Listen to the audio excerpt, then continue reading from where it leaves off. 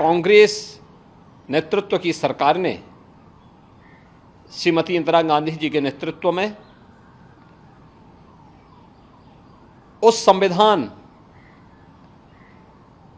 का गला घोंटने का कार्य किया था जिस संविधान की शपथ लेकर के वह देश की प्रधानमंत्री बनी थी। कांग्रेस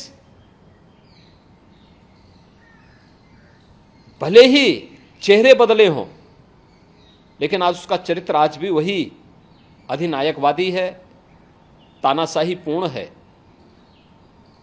लोकतांत्रिक मूल्यों और संवैधानिक संस्थाओं पर आज भी उसका विश्वास नहीं है। कांग्रेस के इन काले कारनामों की एक लंबी फेहरिस्त में आपातकाल भी आता है। आपातकाल की उस काली घटा को वर्तमान पीढ़ी को अवगत कराने के लिए आज देश की संसद ने एक ऐतिहासिक निर्णय लेकर के यह निंदा प्रस्ताव पारित किया है। ये सचमुच एक अभिनंदनीय प्रयास है, वर्तमान पीढ़ी को बताने का प्रयास है। आज का दिन एक ऐतिहासिक दिन है। दुनिया के सबसे बड़े लोकतंत्र भारत की संसद में नवगठित संसद और निर्वाचित लोकसभा के माननीय अध्यक्ष श्री ओम बिरला जी ने आपातकाल के 50 वर्ष पूर्ण होने पर आपातकाल के विरोध में एक निंदा प्रस्ताव पारित किया है।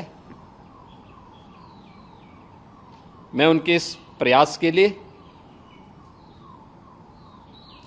माननीय श्री बिरला जी का हृदय से अभिनंदन करता हूं। उन्हें अंतःकरण से धन्यवाद देते हुए सभी नवनिर्वाचित माननीय संसद सदस्यों को अपनी हृदय से बधाई भी देता हूं और इस प्रस्ताव के लिए आभार भी व्यक्त करता हूं। हम सब जानते हैं कि 25 जून 1975 मध्य रात्रि में तत्कालीन कांग्रेस नेतृत्व की सरकार ने श्रीमती इंदिरा गांधी जी के नेतृत्व में उस संविधान का गला घोंटने का कार्य किया था जिस संविधान की शपथ लेकर के वह देश की प्रधानमंत्री बनी थी।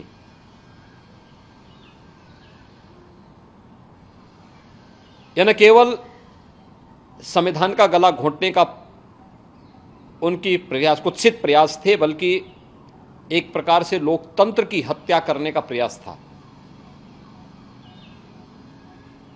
50 वर्ष बीतने के उपरांत कांग्रेस के इस काले कारनामों को जनता तक पहुंचाना आवश्यक है। आज भारत की संसद ने वही कार्य किया है, क्योंकि कांग्रेस का वर्तमान नेतृत्व जिस तरीके से देश की जनता को गुमराह कर रहा था, संविधान के नाम पर, आरक्षण समाप्त करने के नाम पर, इसके लिए उनके काले कारनामों से देश की जनता को अवगत कराना अत्यंत आवश्यक है। और आज भारत की संसद ने वही ऐतिहासिक कार्य किया है। कांग्रेस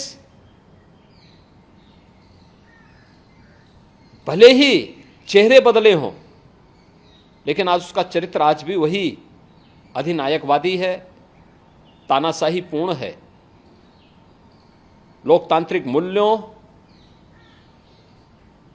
और संवैधानिक संस्थाओं पर आज भी उसका विश्वास नहीं है और इसीलिए भारत की हर संवैधानिक संस्था को कटघरे में खड़ा करना,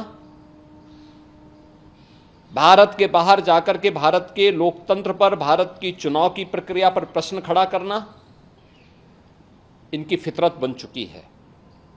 कौन नहीं जानता है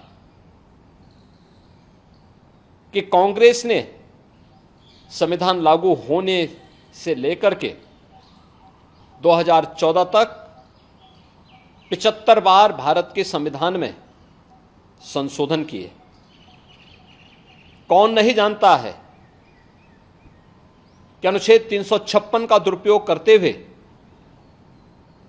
90 बार कांग्रेस ने विभिन्न राज्यों की सरकारों को, लोकतांत्रिक तरीके से चुनी गई सरकारों को बर्खास्त करने का काम किया था।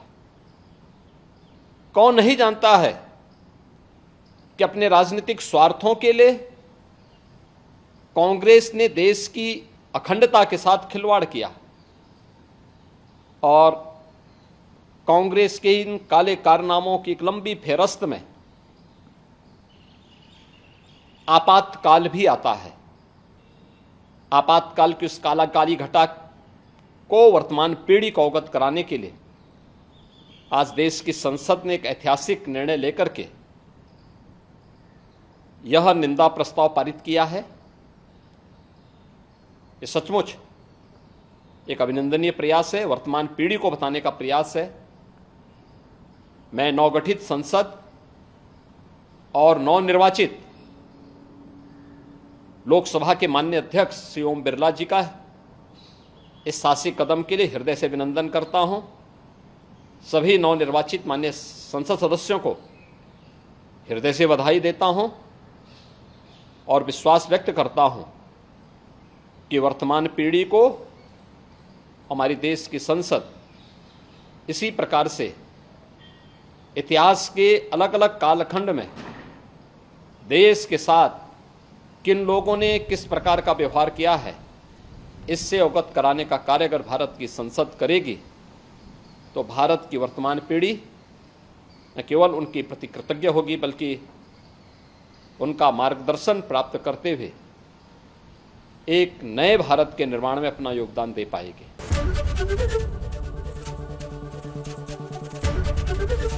एबीपी गंगा, खबर आपकी, जुबान आपकी।